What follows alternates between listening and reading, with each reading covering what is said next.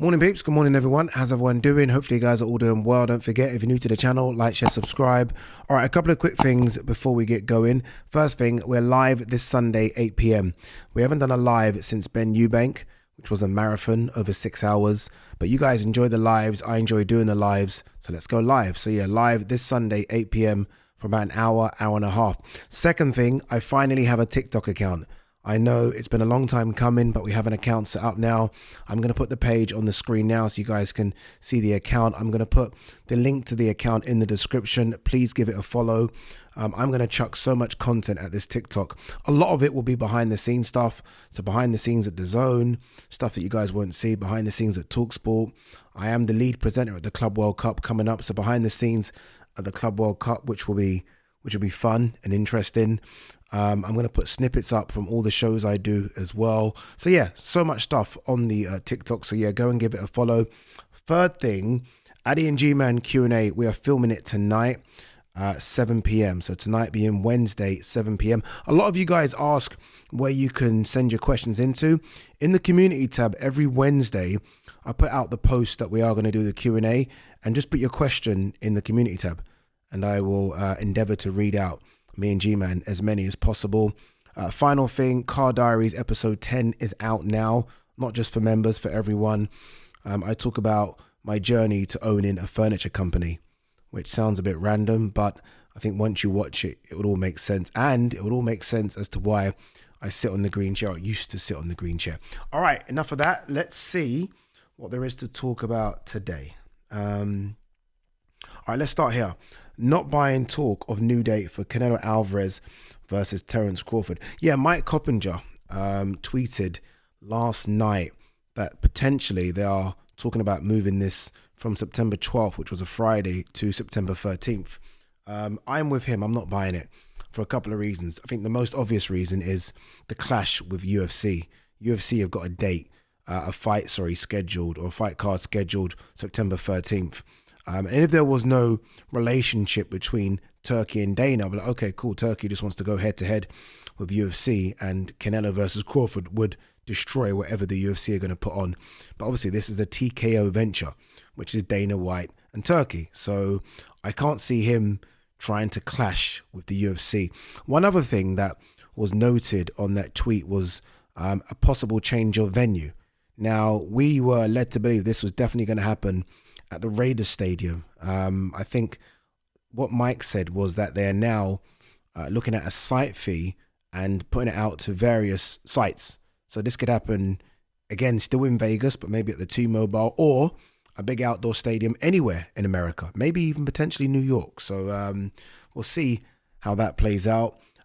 It also, again, I don't know if they're just throwing things and making us focus on the wrong things, but it also, on that tweet, go and check it out, it said Riyadh season pay-per-view, which is very intriguing. And the reason I find that intriguing is because it has been whispered that this event potentially could go on Netflix.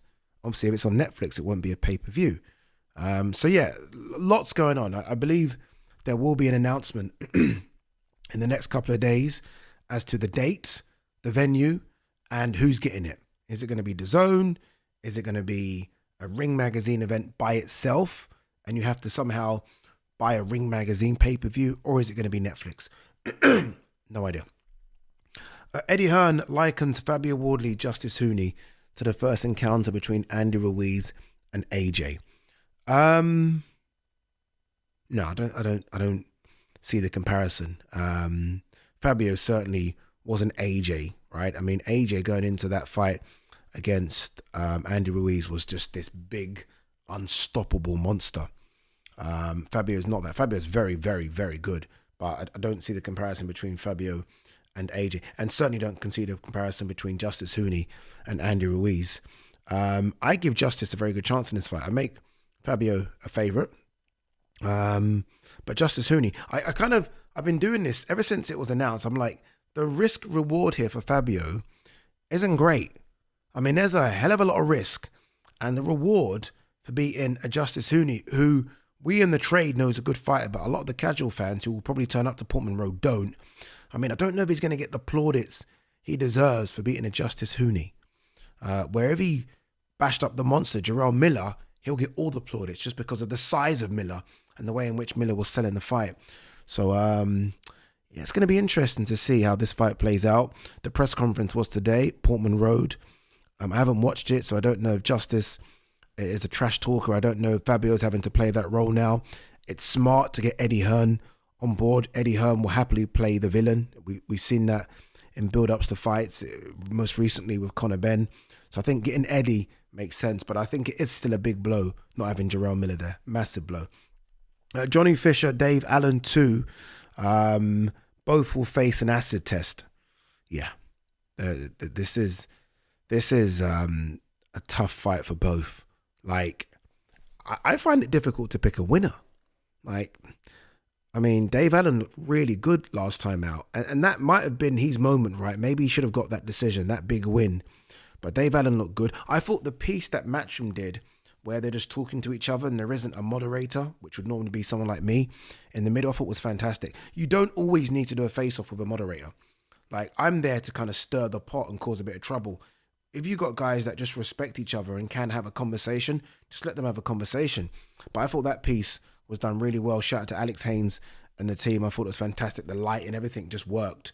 And it almost seems as though Dave Allen's happy to take on the role of almost the instigator, the bully, if you like.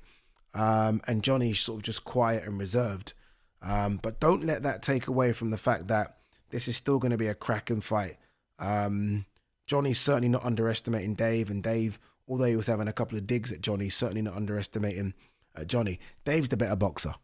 I believe Johnny is the better athlete. In fact, is 100% the better athlete. I don't know who the bigger puncher of the two is, because, I mean, Dave wobbled Johnny a couple of times, put Johnny down, and he was able to absorb Dave was able to absorb Johnny's best punches. So, I don't know. I guess as you go up a level, you realize that not everyone's going to fall over when you touch them. I mean, Johnny Fisher's sort of, apart from one fight, right? Everything, and obviously the one against Dave Allen last time, everyone's kind of just bowled over. Even leading up to this fight, I was at the Alan Babbage fight, and obviously Alan Babbage got blitzed in like 30 seconds.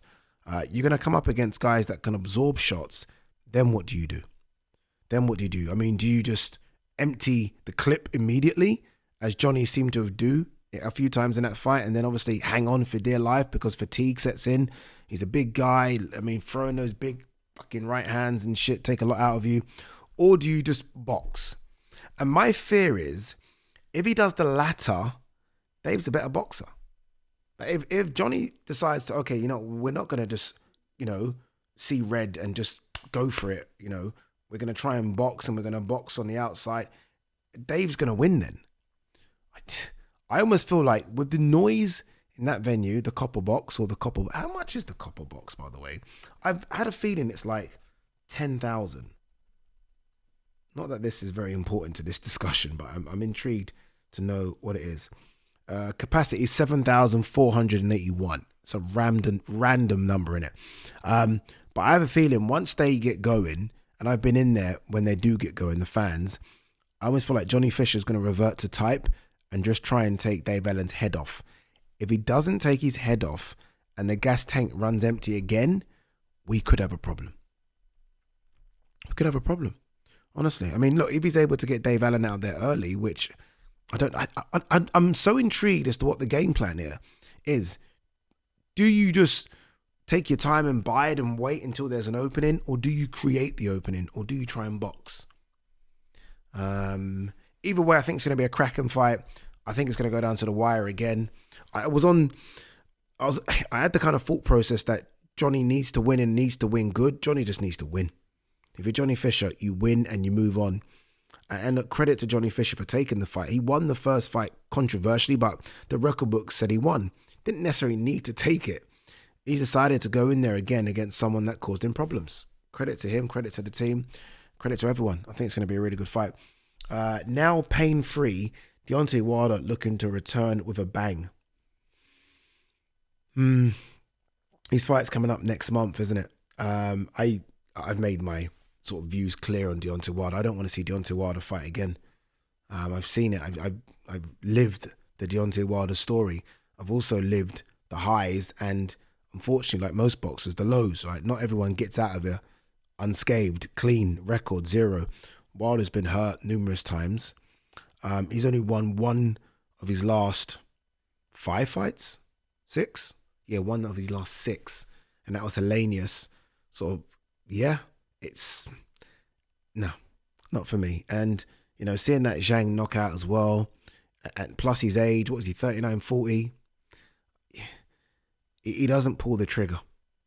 That's it. I mean, look, if he pulled the trigger, if he was, you know, sort of just gun-ho and pulled the trigger, I'd say he's got a chance because he might just knock you out.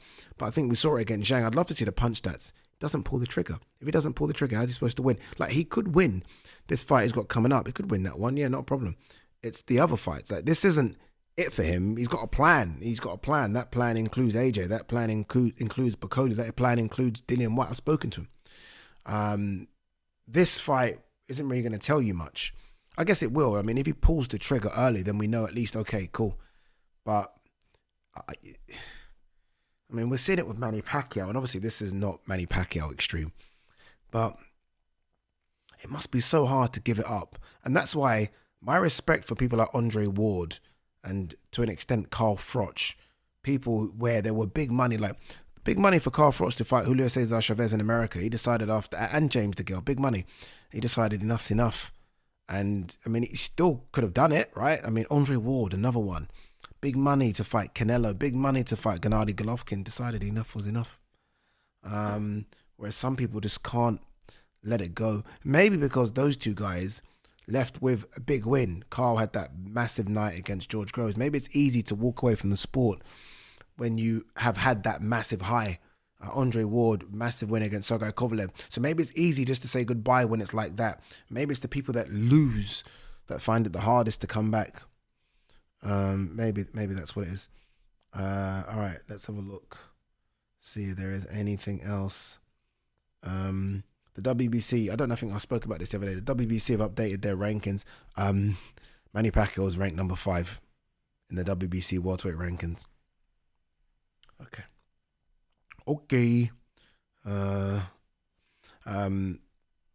Jarrell Miller promises more updates soon after Fabio Wardley's setback. There's clearly more to this than they're letting up. I think initially it was shoulder injury. If it's shoulder injury, why do we need more updates? Just say I've had a shoulder injury. That's it. So what more do we need? We don't need anything else. The problem is, people now will start putting 2 and 2 together and coming up with any number they want. Is it Dimitri Salita? Is it a drug issue again? Do you know what I mean? You could remove all of those by saying, yeah, shoulder problem, and done. Okay, cool, shoulder problem. I mean, boxers get injured. When you wait and wait and wait and we don't hear from you, you start making people think there's something going on. And, yeah, I don't know. All right, guys, girls, that is it. Very quick video today. Appreciate all the love, appreciate all the support. So live on Sunday. Go and watch Car Diaries. Get your questions in if you haven't already for Ade and Gman Q A. Peace.